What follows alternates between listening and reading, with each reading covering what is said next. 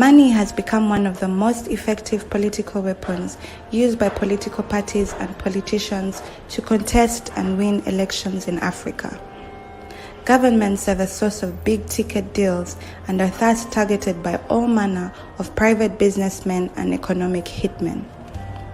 The World Bank estimates that 70% of public spending in Africa is channeled through public procurement. Increasingly, companies and corporations have tended to bankroll prospective political parties and candidates during elections in anticipation that when they win public office, they return the favor. Professor PLO Lumumba at one time referred to African leaders as tenderpreneurs because they peddle influence into the public procurement process with a view of determining who wins the next public contract. Africa today is undergoing what some political commentators have called Chinization, where Chinese companies have flocked the continent, winning contracts such as expressway constructions, standard gauge railways, airports, stadiums, power generation dams, oil, and many others. It remains to be established how much these Chinese companies contribute to political parties and candidates to ensure their best interests are protected. What we know, however, is that they bankroll them big time. In this month's webinar series, we take a detour into the manifestation of public procurement corruption and how proceeds from the same find their way into financing politics and elections in Africa.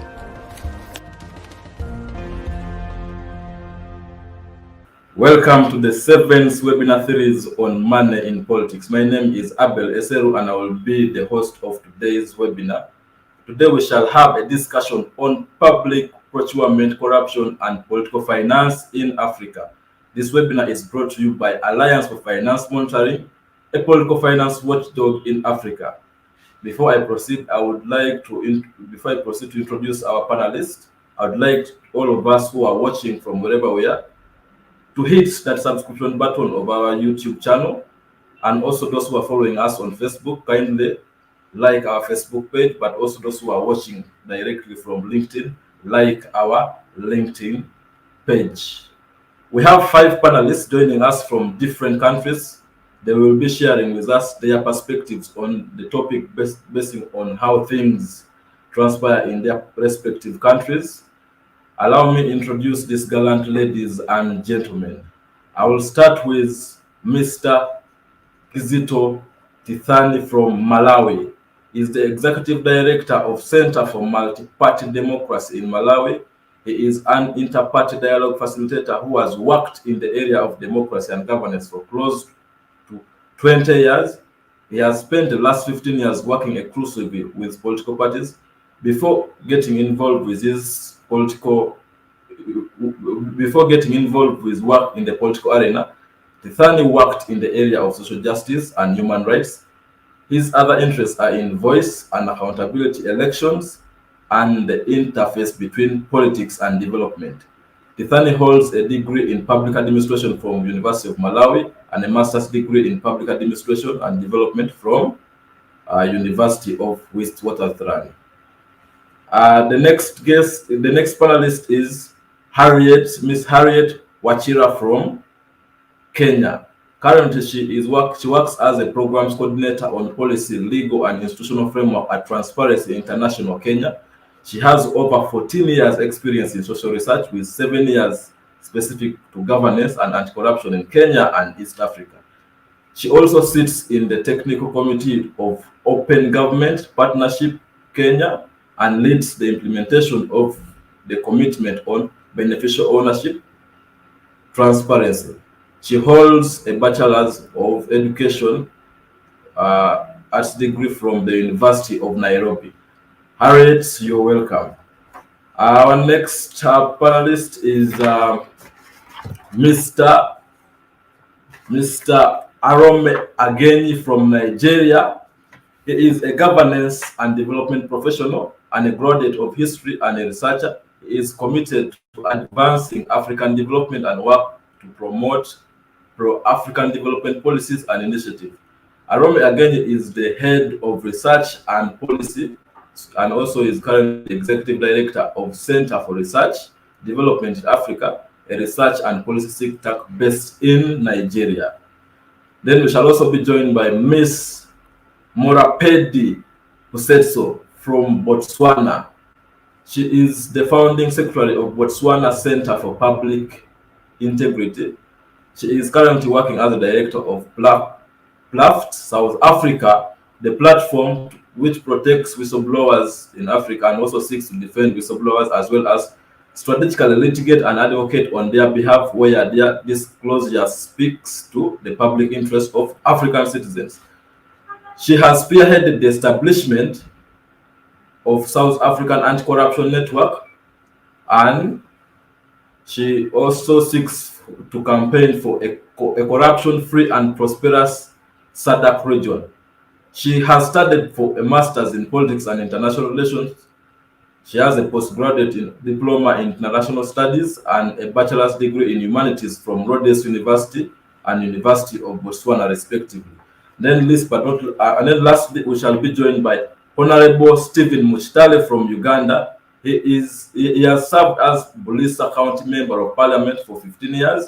While in Parliament, he served as a chairman, National Economic Committee. He also served as chairman, Parliamentary Pension Board, member, Board Committee on Public Accounts Committee, Defense and Internal Affairs. He is the founding member of Parliamentary Forum on Oil and Gas. He is an economist and political scientist. Mr. Muchitale, you're welcome. And I will start with you. You have been in this arena for so long, and you understand how public procurement, corruption, and political finance have been interfacing. From your own perspective, we do know that recent reports from Africa have revealed that there are so much trends whereby money is being spent by political parties, and some of that money comes from public procurement. From your own angle and your own understanding, can you give us a brief overview on this topic? Thank you so much, Akfim, and thank you, fellow panelists. It's nice being on this month's webinar. More so to discuss such an intriguing subject when we are talking of about 60 years post-independence for those countries like Uganda and those who, at the time when Osagyefo Nkrumah said Africa must unite, and yet Africa is not united. We are talking over the free trade for the continent of Africa, and it's still sounding far-fetched. So even when we talk about procurement, the first point I want to anchor is that we are not doing the intra-Africa trade. Even when we are doing procurement, largely we are procuring from we are being supplied by the developed in quotes, from Europe, from China, from America. They are the ones supplying us, Africa. So it's very unfortunate. How I wish we were talking about procuring.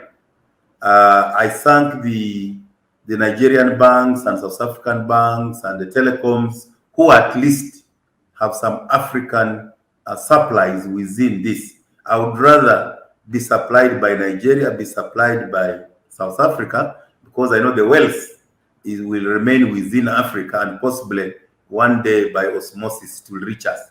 But unfortunately, we are procuring from outside. And I'm also a procurement practitioner. 15 years before I came to Parliament, 15 years in Parliament, and that's my 30 years of practice. I want to say from the onset that 70% of our corruption is related to procurement, and 70% of our budget is expended in procurement direction. And that's why it's very important to understand. And I'm starting with the state of affairs, that 60 years after independence, our African countries are still balkanized into our colonial boundaries. And therefore, we are lacking the interconnection. We are lacking the big opportunity of us working as Africa, not at least if it was regions, and you talk of SADC, you talk of the East African Community, you talk of ECOWAS, it would be proper if we have an interconnection of pipeline. The reason why even now Russia has been very important is because of that interconnection. So I want us to break this balkanization.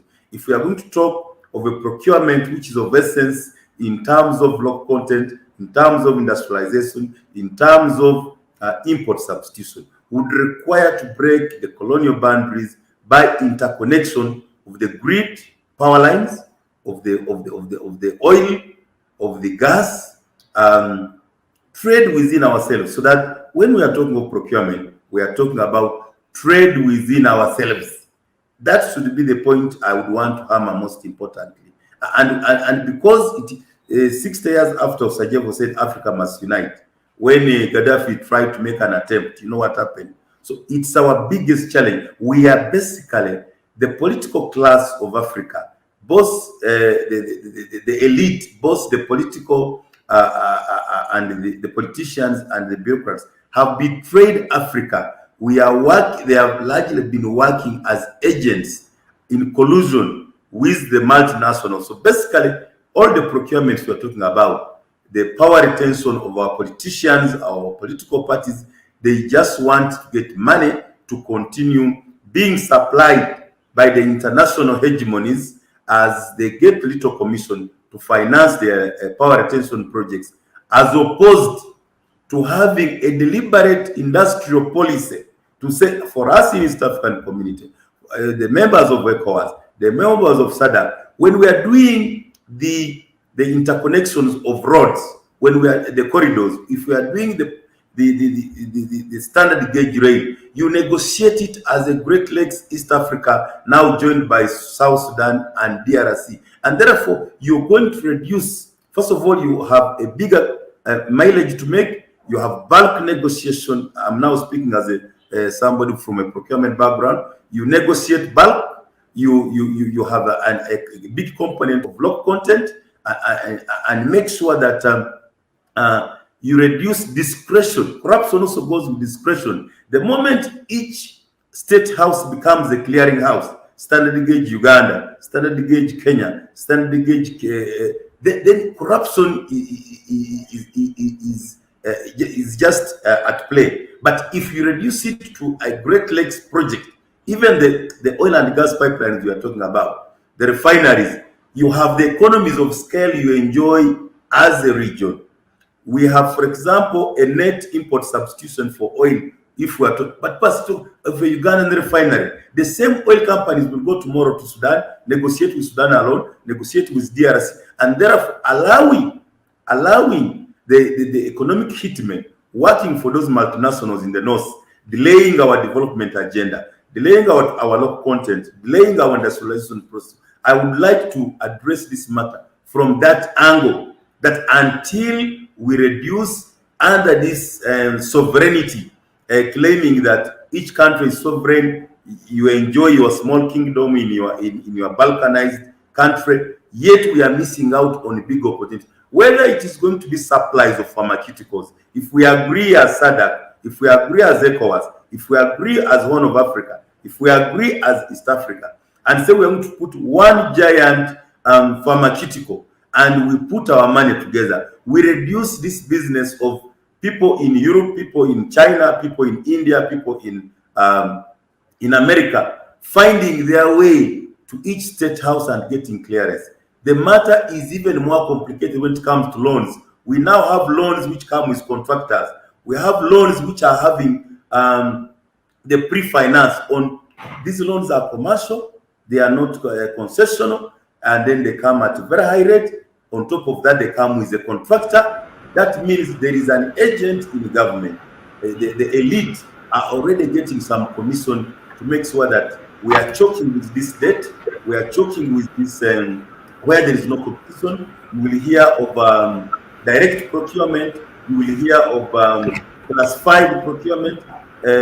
So all those are avenues of making sure that money, contracts are given abroad, and money does not come to our local content, to our local companies, and in a way, the ones profiteering is the money which they need for power retention, for their campaign strategy. And I think to continue handling it from one country is not proper, and that's why I want to thank this webinar, which looks at Africa. Africa must unite, and it's possible if we did interconnections, if we did have Africa working together into joint venture projects, negotiate with China, negotiate with Exim Bank China, negotiate as a region of Africa, and discuss the whole kilometer of road corridor, the whole pipeline, discuss the dams together. The Inga of DRC is still stuck because we see it as a DRC project. It should be the Great Lakes project. Until we do that, we shall continue serving the interest of the developed North, and our political leaders and the bureaucrats are going to continue serving those interests at the expense of Africa. Thank you, Honorable Mutale. I want now to hear from our other colleagues from other countries. I will start with you, our sister from Botswana. There is anecdotal information connecting corruption in the public procurement with how political parties and candidates raise their campaign money. From where you are, can you paint us a picture on how issues in how political parties and candidates and how the procurement processes are done, and whether there is a linkage between how money stolen from procurement ends up in financing political parties in Botswana or candidates? All right. Good afternoon, colleagues and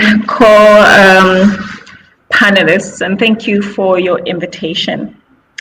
To speak of this issue in 5 minutes, I am going to try and do that.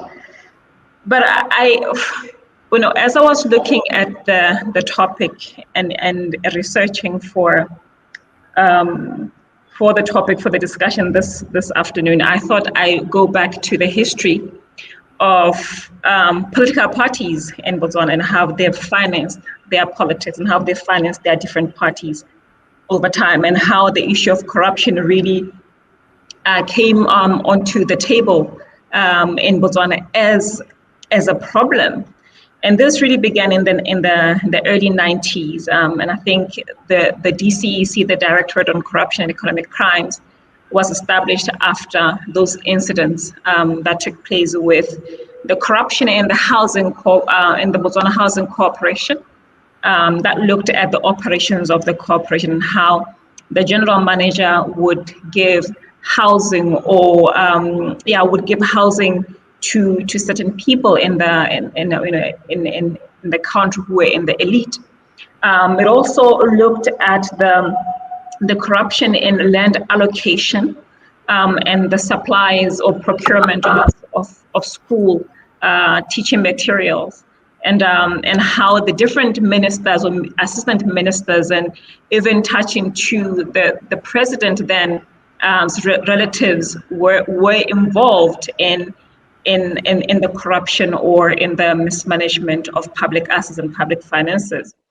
But at the center of that, all these stories led to commissions of inquiry, and the reporting highlighted the role of our politicians who were in the cabinet in that mismanagement, and how at the center of it you'd have ministers giving directives for general managers to give land, or general manager to give housing to someone in the elite, or how the land board would be directed to give land, even though citizens were on a waiting list for years, and you have someone skipping the queue to be given preferential treatment, or how a company without experience in supplying educational material was given a multi-million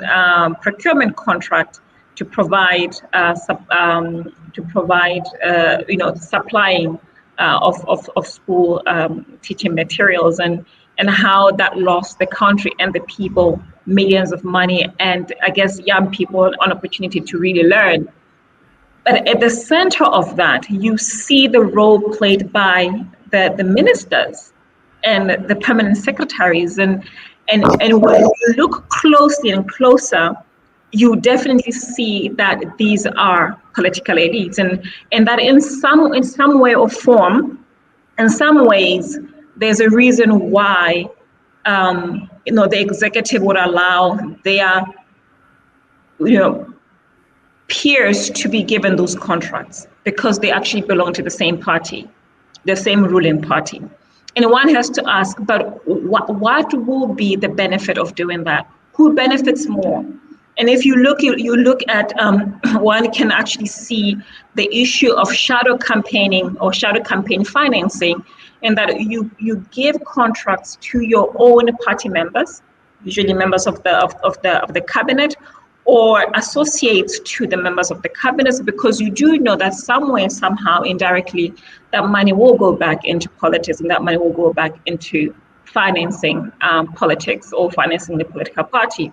If we take the contract between the Botswana government and the De Beers, and obviously the Botswana government, we're talking about the ruling party here and the political party, and the allegations that annually, I don't know if it's still happening, that annually, the De Beers would give the ruling party close to $1 billion pula. And in a way, you go into how politicians give contracts, procurement contracts, to certain companies, so that eventually those companies can transfer the money back into politics and into financing their political parties and their campaigns. And so I looked at that and I thought it would be good to actually really go back into in the history of corruption in Botswana, and how at the center of it, the politically influential and politically exposed persons are, play a role in financing their parties. But it kind of makes sense, right? When you look at the fact that political parties aren't profit making, and when you look at the fact that they are not really regulated, you have registry of societies that don't really enforce, the different provisions of the Societies Act in ensuring that political parties, make their returns annually, and when it comes to campaigning, that they really stick to if we take the Botswana example, the maximum that a candidate can actually use to campaign is 50,000 pula, which is really little, because that's $5,000. But we have seen, the ruling party, for example, even the opposition, driving, going around the country in helicopters, the ruling party using, 3-liter diesel Toyota to pick up people, like 50 of them. And when you look closely, you see the fact that the treasurer of the ruling party is actually a businessman who owns a car dealership, and he donated, or at least loaned, those cars to the party during, to campaign and just before elections. So in a way, sometimes it's not even money, but it is the resources that are availed by private, private sector or private interests for their own interests. And it also makes sense, and I'll conclude to link this to what Honorable said about Africa coming together. It's like Africa coming together to push which ethical or even shared ethical norms or shared ethical principles, when it's all about survival. When we have our treasurers in the political parties being business people that have got to push their own interests. But then what are their ethical norms and what are their value system? So Africa can unite, but if Africa is uniting on rotten ground, where unethical leadership is the culture of the day, then actually Africa might as well not unite while we sort ourselves out. So Botswana, basically, I'm saying it's the same thing. It's the culture of unethical leadership. The culture of lack of accountability. If we don't push for a culture of accountability and ethical leadership, and then from there we expect political parties to behave ethically, where they push procurement contracts for their own interests, I think maybe we're asking for too much and we're being unfair.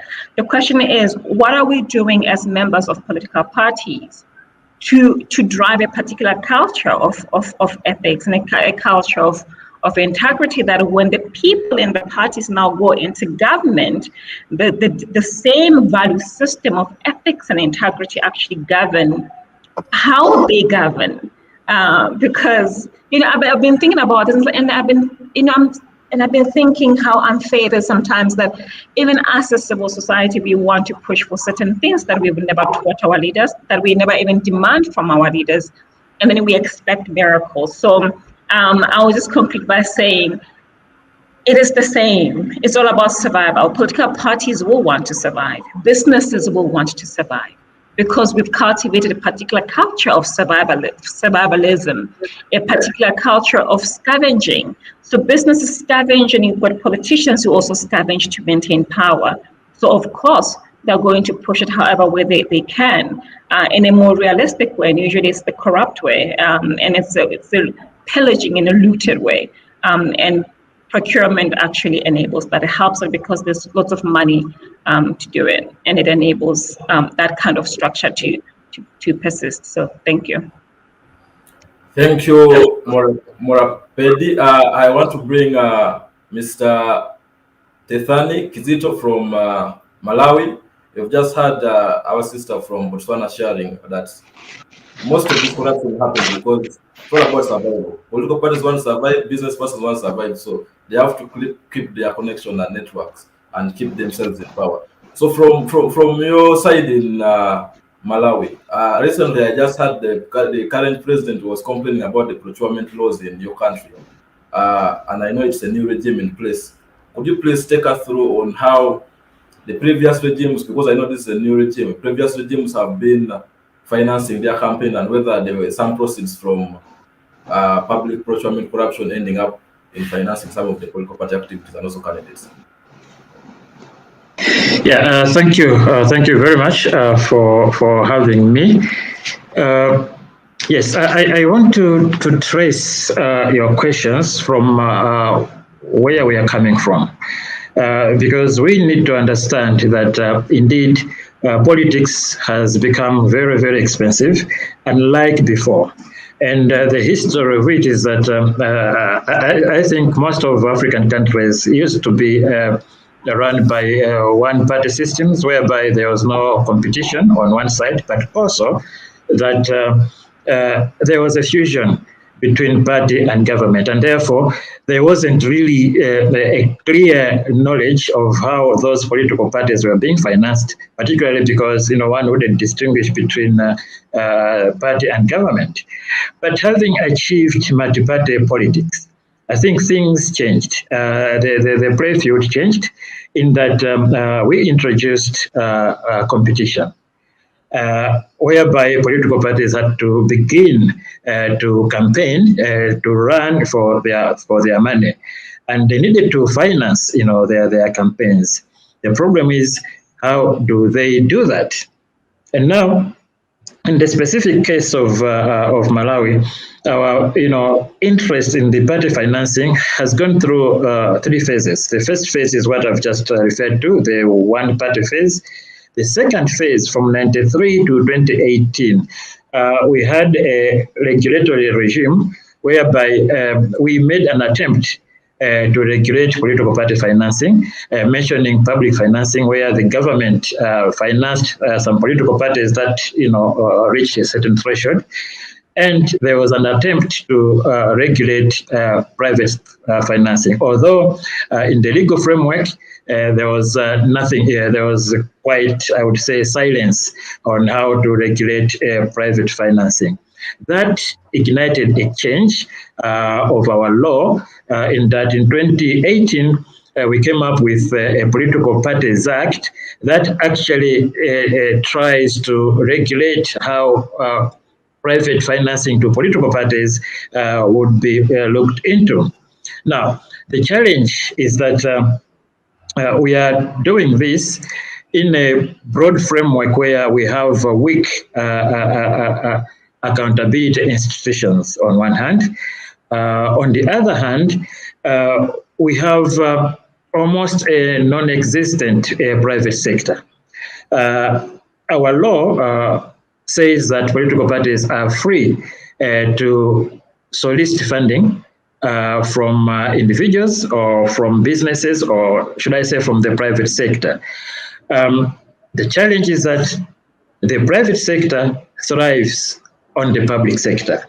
The private sector thrives on government contracts. And you can see that one would actually make a link that if a political party would solicit funding from the private sector, it is by and large trying to get funding that could have come from money that is not as clean. We are looking at the way we need to regulate that. The current law says that while political parties are free to solicit private financing, there is a threshold.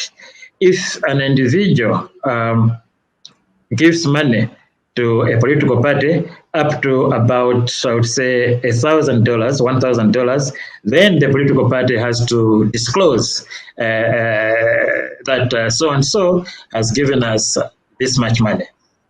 If the resources are coming from a private organization, say a company, the law says that if the donation is up to $2,000, then the recipient political party has to disclose that we have gotten this much money from such a company.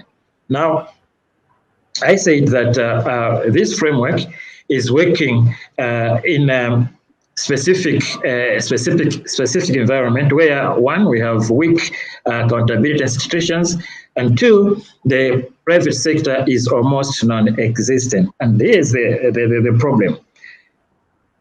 If you belong to an opposition party, it would almost mean that no private company would finance you, because if they do, it means that they would be blacklisted by the government.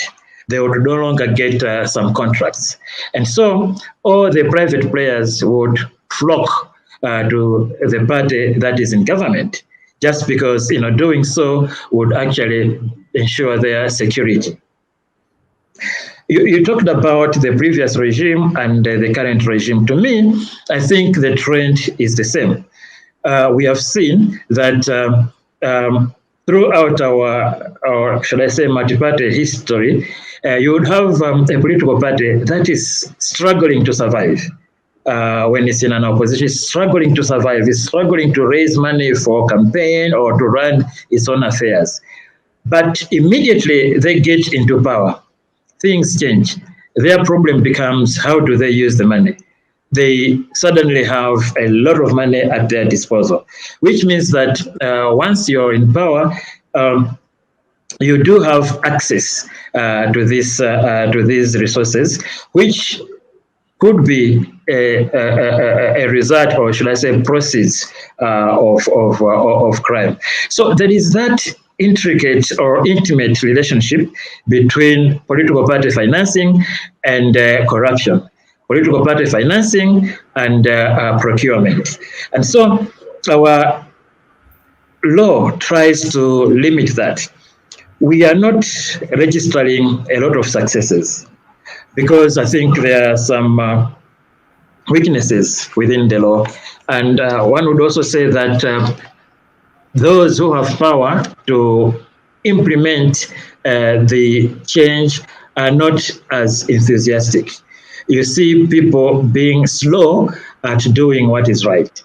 We passed our Political Parties Act in 2018, but as I'm speaking now, it hasn't been fully implemented. We have seen an election coming and going. No political party has declared where they got resources to run their flamboyant campaigns. And one can only guess, where did this money come from? Why is it that those who are charged with responsibility are not doing what the law requires them to do? And so I think there is a problem there. We have to ensure that we are making our laws stronger. The reasoning is not really to be punitive to the parties, but it's actually trying to protect them, that they shouldn't get captured either before they get into power or immediately they get into power. Because once they get captured, then you cannot talk about ridding corruption out of politics.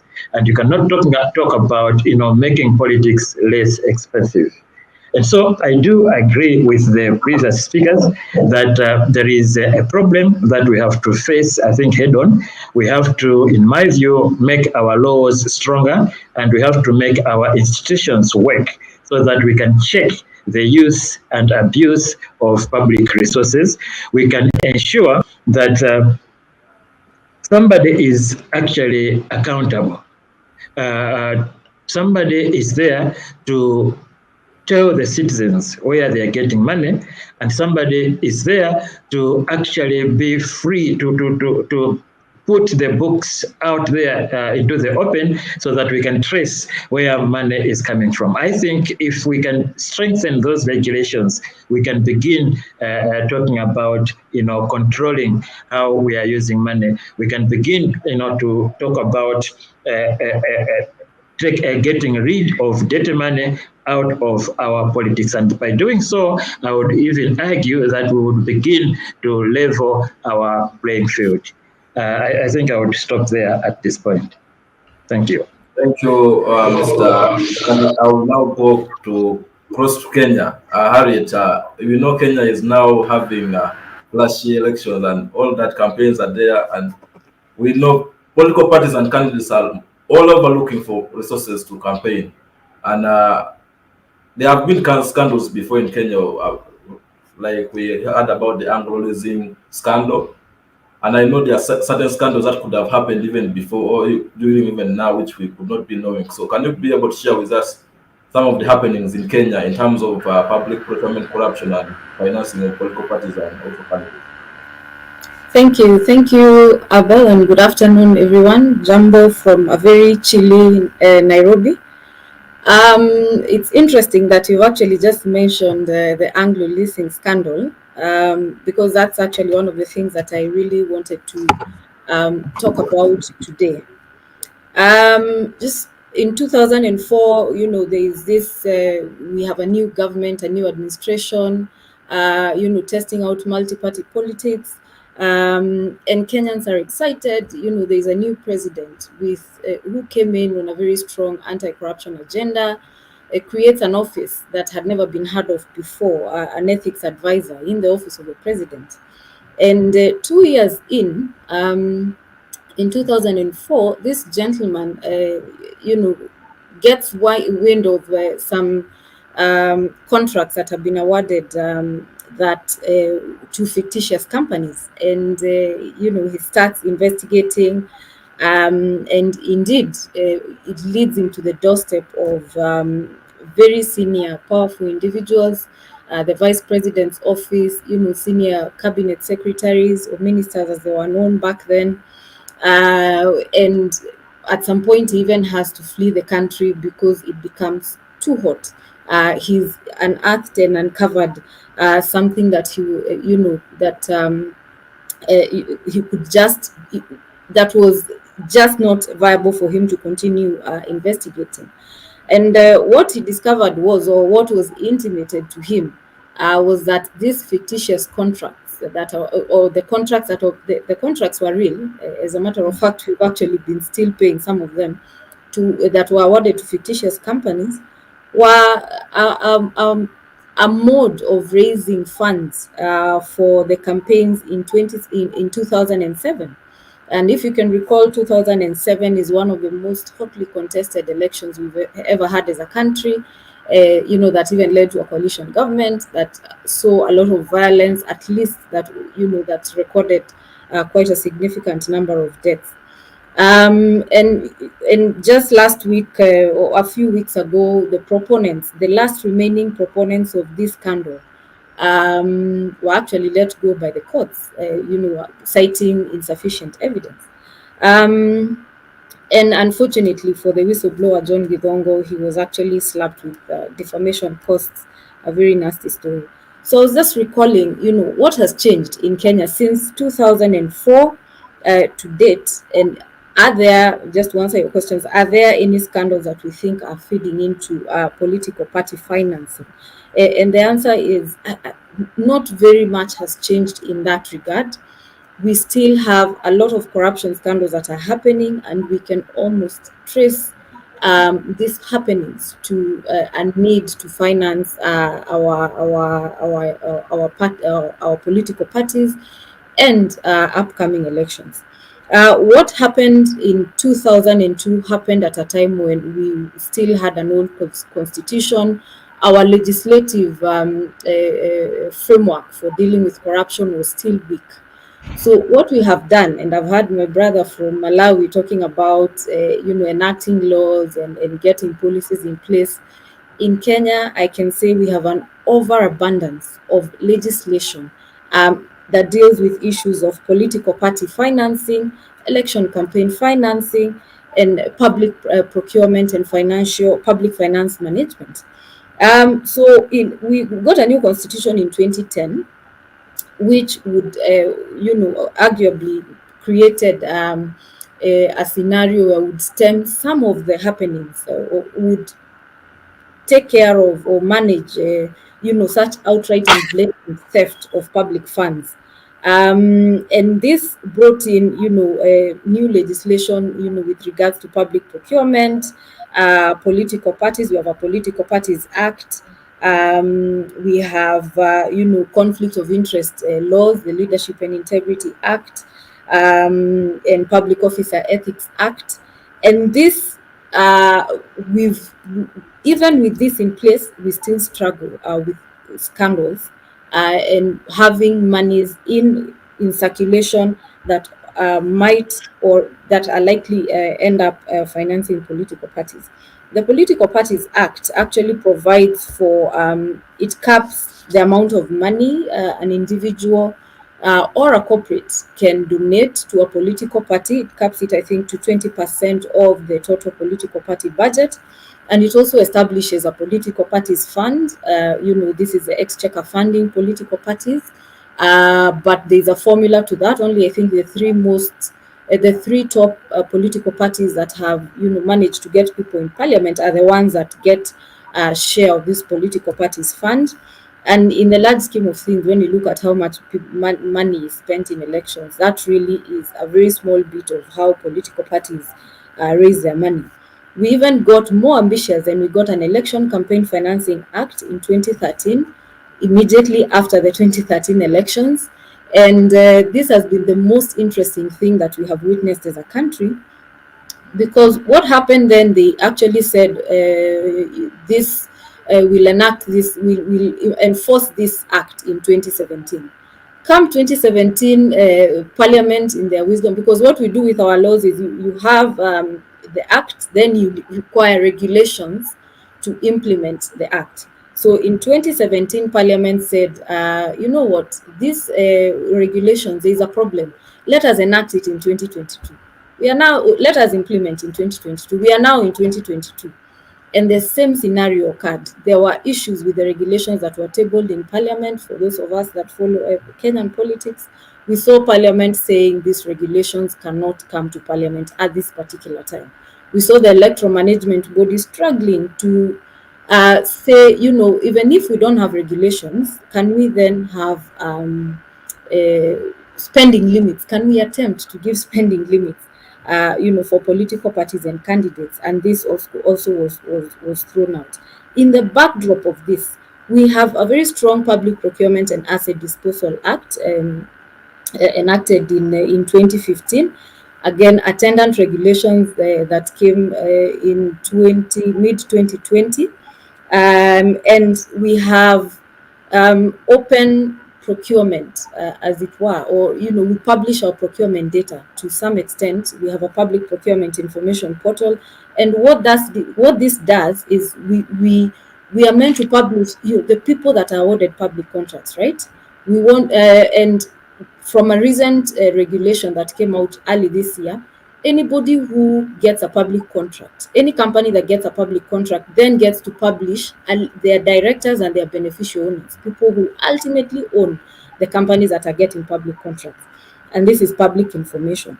So, but we haven't started publishing the beneficial ownership information yet. What this therefore means is that there is still that gap. There is still an opaqueness with regards to the people that get the companies that get public contracts that are owned by politicians or by the political elite that are able to manipulate the system and get the contracts. And this is very rampant. This is and there's a loophole in the law that allows politicians to do, or the politically exposed persons to do business with government. But it is not enough that they are allowed to do legitimate business. They go ahead and hide behind some people and set up companies and do a lot of illegal business, or they get contracts where they don't deliver, or they deliver at premium cost for very substandard goods. And we have seen these scandals come up time and time again. Looking at it just occurred to me that when this Anglo leasing scandal occurred, it was about 2-3 years to the next election. In 2020, there are people who smiled when COVID hit. There are people who did not see this as a pandemic, rather than an opportunity to raise money for an upcoming elections in 2022. And look at the scandal that ensued with the emergency procurement that happened. There are people that were awarded contracts. Their names that were whispered, as beneficiaries of these contracts, that to date have not been charged in court. The monies have not been recovered. And now we are actively in the middle of an election with unregulated financing. Nobody knows. There is no requirement for these political parties or independent candidates to tell us the sources of funds, because the act, well, we said regulations will not work. So that act is really not happening. The registrar of political parties can only do so much. It can only go after funds by political parties, and it's just an audit, which we'll probably get to see 3-4 years after the election. So we see there's still a big problem, even in the line in having a strong legislation on public procurement, on managing conflict of interests, looking at leadership and integrity, and even attempting to regulate political party spending. So there's a very big correlation between the corruption that happens in Kenya and how this money ultimately ends up in political parties. And this, just to conclude, this category of people, politically exposed persons, there is especially the elected ones in certain cadres, it's almost impossible to get them out of office. And it really, there's usually a special regime to get them out.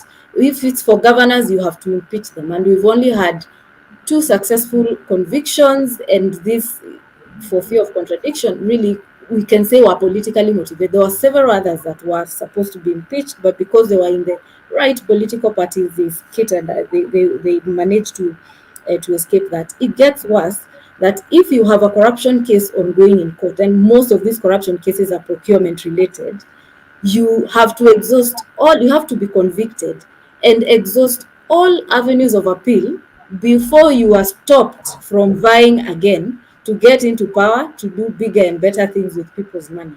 So having that legislation is good, and we celebrate, the steps that we have very strong laws, even on beneficial ownership, and now, publicly declaring who beneficial owners are.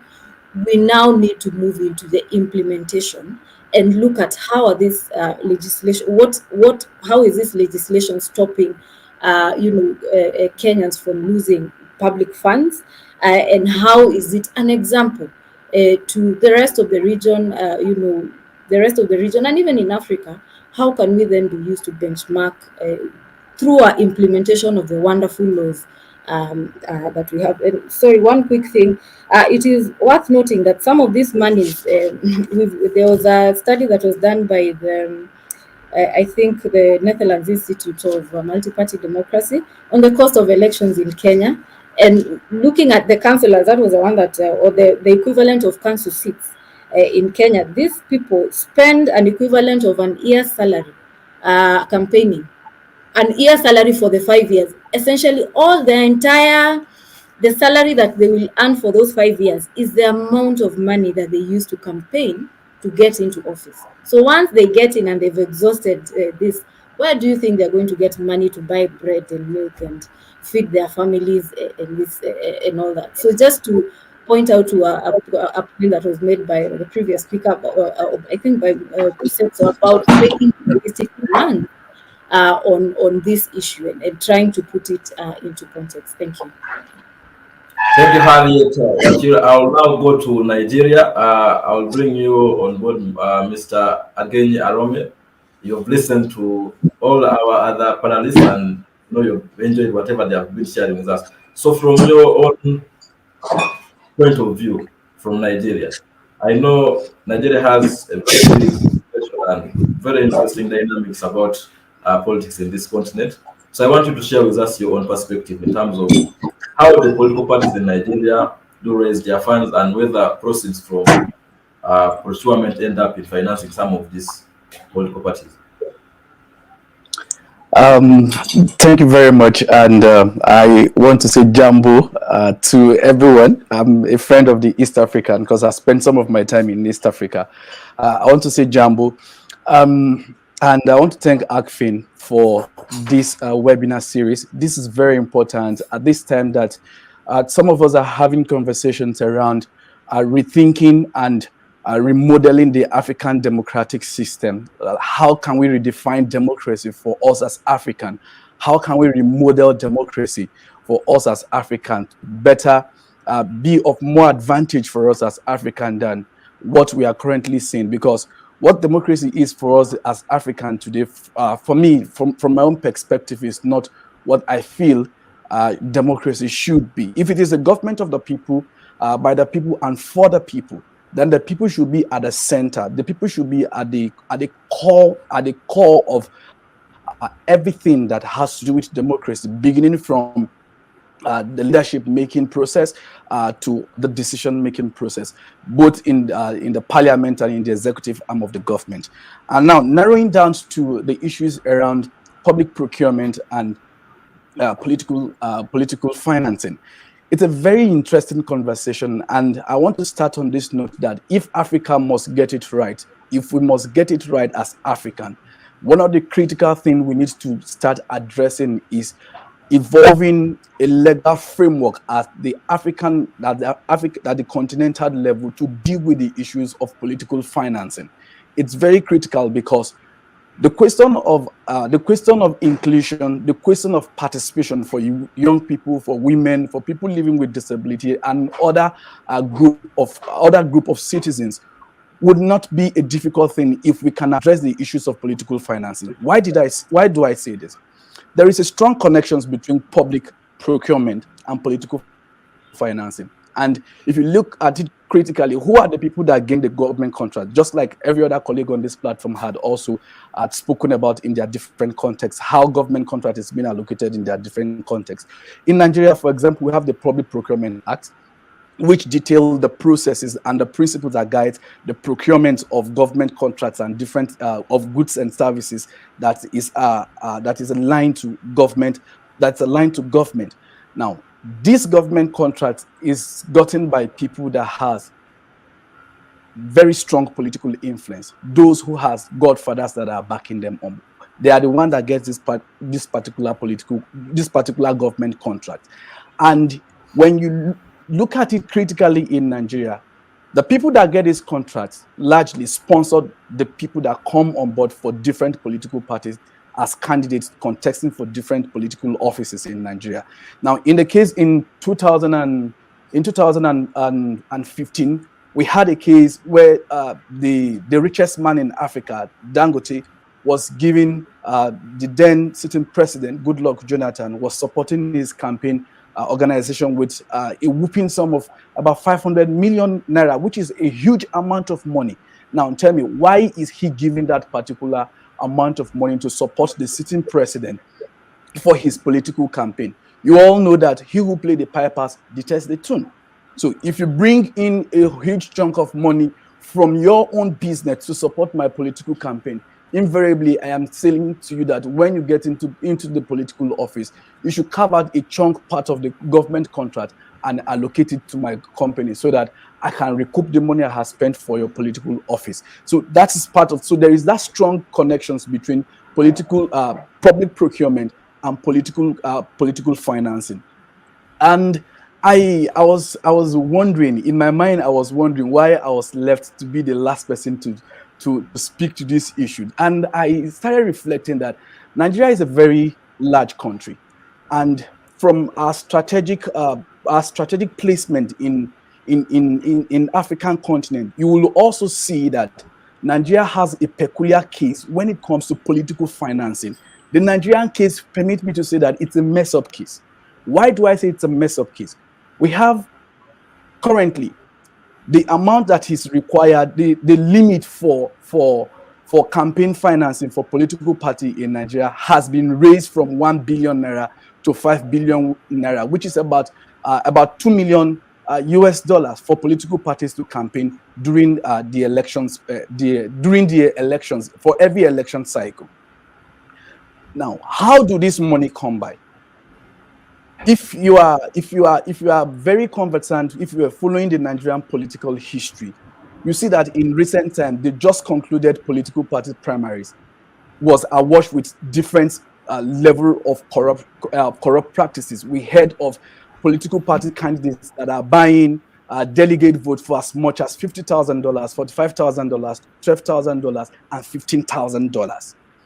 We have also heard of how political parties are selling their candidate form for as much as 100 million naira, which is about 250 or 50,000 US dollar. Now, tell me, narrow it down to the issue of participation and inclusion. How can a young person or a woman who have not worked to raise as much as this amount of money participate effectively in a highly monetized political system as this that we have in our country? Then when you look at it, the issues of implications of different policies and legal frameworks that tries to regulate campaign financing, the issues of implementation also comes in.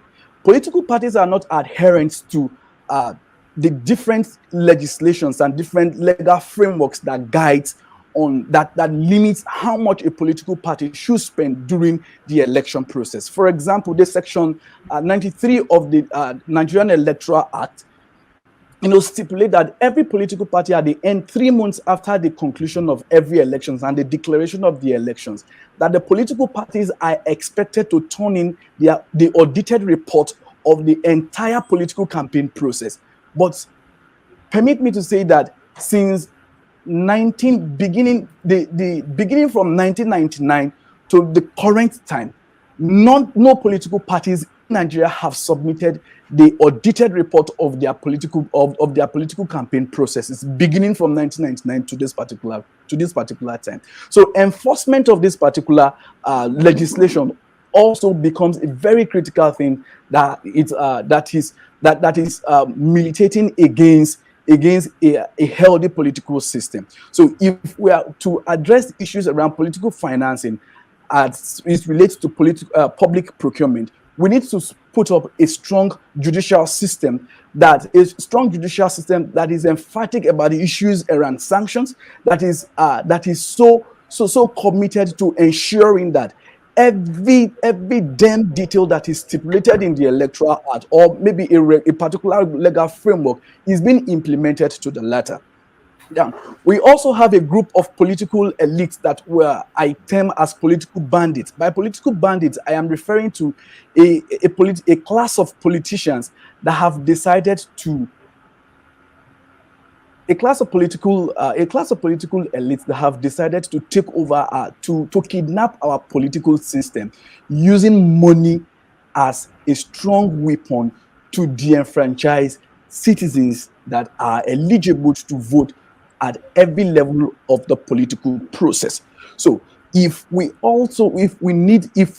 there is a conscious effort needs to be taken in order to deal with this particular issue at every level within Nigeria and across the African continent. So if I will submit at this point to say that if we must deal with the issues of public procurement and political financing, it is very important for us to start thinking at the African Union level to strengthen some of the pro-democratic legislative frameworks within the African continent to address issues around political financing, and also sanctions people that default in not adhering to some of these critical principles in order to have a strong political system. If we must build a strong and a sustainable Africa, an Africa that is inclusive, an Africa that is sustainable, an Africa that builds a world of her own, an Africa that is not looking up to the European countries to raise money for them to implement some of their development strategy. It is very important for us to reorientate our political elite, also reinvent a new political culture in order to address critical issues that touches on the monetizations of the entire political space, in order for us to create an inclusive environment where young people, where women, and every citizen is being able to participate effectively without any sort of prejudice. So if you permit me, I'll drop it at this point and allow the conversations to go on. Thank you so much, Mr. Again.